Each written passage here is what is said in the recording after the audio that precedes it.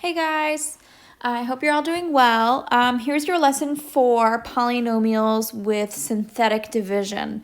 So you should have just watched the lesson on long division, and now you can kind of take a deep breath and relax. There's a little bit of a shortcut to get us through some of these problems, and we'll talk about it towards the end of this video. So this lesson will act similar and feel similar to the long division video in the sense that we'll go through and we'll review some vocabulary together first, and then we'll dive into our lesson. So here we go. We are going to get after some synthetic division. But first, here I have a polynomial. What's the degree of this polynomial? The degree is the largest exponent, so the degree here is going to be 9. What's the maximum number of possible roots? That is also something that lines up with the degree of the polynomial. So the maximum number of times this could pass through or touch the x-axis is 9 times. Is this polynomial in standard form? It is not in standard form, and if I wanted to put it in standard form, I would call this negative 5x to the 9th. It looks like my next exponent would be x to the 6th plus 2x cubed plus 20. So there is my polynomial in standard form. What's the end behavior? My lead coefficient is negative and my degree of the polynomial is odd. So I know that my polynomial will end up having this sort of shape. So as x approaches infinity, y is going down towards negative infinity. And as x approaches negative infinity, y is going up towards positive infinity. So there's my end behavior. What's the coefficient of its linear term? So I'm looking for the x that has an exponent of 1 or the x that doesn't have an exponent at all. And that doesn't really exist here. So the coefficient of the linear term here would be 0. What is the constant term? The constant term is the term that is not paired with any other variable. So we're looking at 20 here. Is x minus 2 a factor of the polynomial? Well, let's go ahead and do some long division and take a look. So I'll have x minus 2, and I have 3x squared minus 8x plus 2. So this is a nice recap of the video from last week. The video that you probably just watched. What do I need to multiply x by in order to get to 3x squared? I have to multiply it by 3x. That's going to give me 3x squared minus 6x. Off to the side over here, negative 8 minus negative 6 is going to give me negative 2x. I can bring down my positive 2. What do I have to multiply x by? I have to multiply that by negative 2. So negative 2 times x gives me negative 2x. That's going to give me plus 2. And if I subtract both of these things here, negative 2x minus 2x is going to give me 0. And 2 minus 2 is going to give me 0. So yes, indeed, is x minus 2 a factor of the polynomial? Yes, it is. And so I know that x minus 2 times 3x minus 2 is equal to 3x squared minus 8x plus 2. So I know that my roots here are at 2 and at 2/3. So that was pretty quick. That was a good one. Consider the following polynomial. Is it positive or negative? Both of these guys are going down here, so I'm going to go ahead and say that this is a negative polynomial. What is the end behavior? As x approaches infinity, y is going down to negative infinity.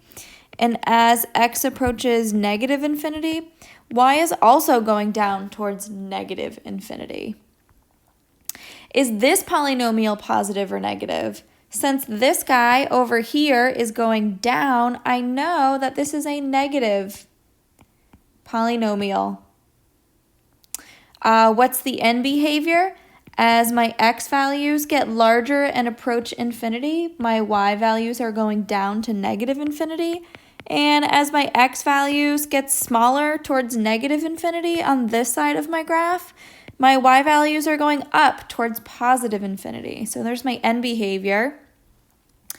Consider the following polynomial. What is the leading coefficient? It is not 7. So 9 here is my degree, so my lead coefficient is actually going to be -5. So you need to write this in standard form in order for you to figure out what the lead coefficient is. How many possible roots? I have an x here, an x here, an x here, and an x here. I am multiplying x together 4 times. There are 4 roots in this current function. What are the roots? I can go ahead and set each chunk of multiplication equal to 0. So this root is going to be 0. This one is 4. This one is -3/2, and this one is 3 when I go ahead and solve all of those. Here is x minus 3 a factor. Well, we already did a long division example. So what I want to do right now is I want to go over some synthetic division. So just a really quick note, if this was x squared, we would not be able to use synthetic division. We can only use synthetic division when we're dividing by a linear factor. So when I have x to the first power over here. So that's just something to really keep in mind. So as I go ahead and do this synthetic division, so we can use synthetic division to divide polynomials if the divisor is of the form x minus c. And it's definitely of that form here. So I am going to go ahead and run through an example with you. So sort of the only upside to using synthetic division over long division, it's that it's a lot quicker. It's more efficient. So let's go ahead and take a look at these two methods here. So the first thing that I want to do is I want to arrange the polynomial in descending powers with 0 coefficients for any of the missing terms. So I have x cubed to the second to the first, and then this is really like x to the 0. So I don't actually have to fill anything in here. So the way that I want to write this is I want to go ahead and I just want to write the coefficients. So here I'm writing 1, 4, -5, and 5. And I want to make a little box over here. If x minus c is what I'm dividing by, my c value, so here it's 3. Notice that it's not -3 because I'm talking about a negative over here. 3 is what's going to go sort of in my little box up off to the side. And from here, it's just kind of very procedural. So I'm going to bring down my 1. And the way that this works is I multiply diagonally and I add down. So the number that goes here is going to be this 3 times 1, which is 3. I'm going to add down, so I'll add going down, which is going to give me 7. 7 times 3 is going to give me 21. When I add down, that's going to give me 16. 16 times 3 is going to give me 48.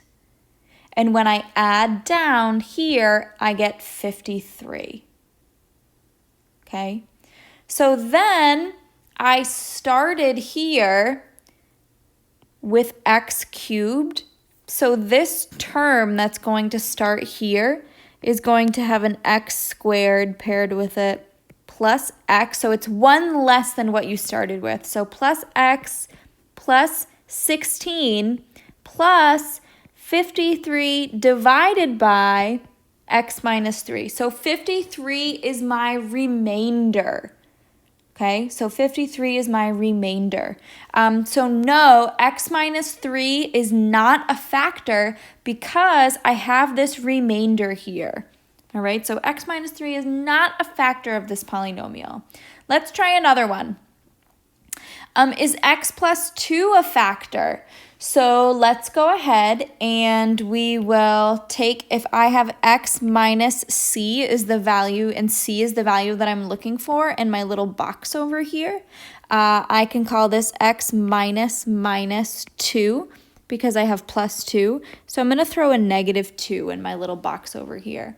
And I need to rearrange these values. So I have 5x cubed plus 0x squared plus 6x plus 8. So my coefficients are 5, 0, 6, and 8. So I'm going to bring down my 5, and I'm going to just keep doing the same thing. 5 times negative 2 is negative 10. And when I add, I get minus 10. Negative 10 times negative 2 is going to give me positive 20. And when I add vertically, I get 26. 26 times negative 2 will give me negative 52. And when I add vertically, I get negative 44. So negative 44 is my remainder. I started with x cubed up here. So 5x squared minus 10x plus 26 plus negative 44 over x plus 2 is my final answer. And again, because I have this remainder here, x plus 2 is not a factor of 5x cubed plus 6x plus 8. It's not a factor, okay? So there's a few examples of synthetic division for you. And what I want to do right now is I'm going to pause this video, and I want you to try some of these on your own. That's what I want you to do right now. I want you to try some of these on your own. So good luck, and please, again, reach out should you have any questions. I'm always happy to help.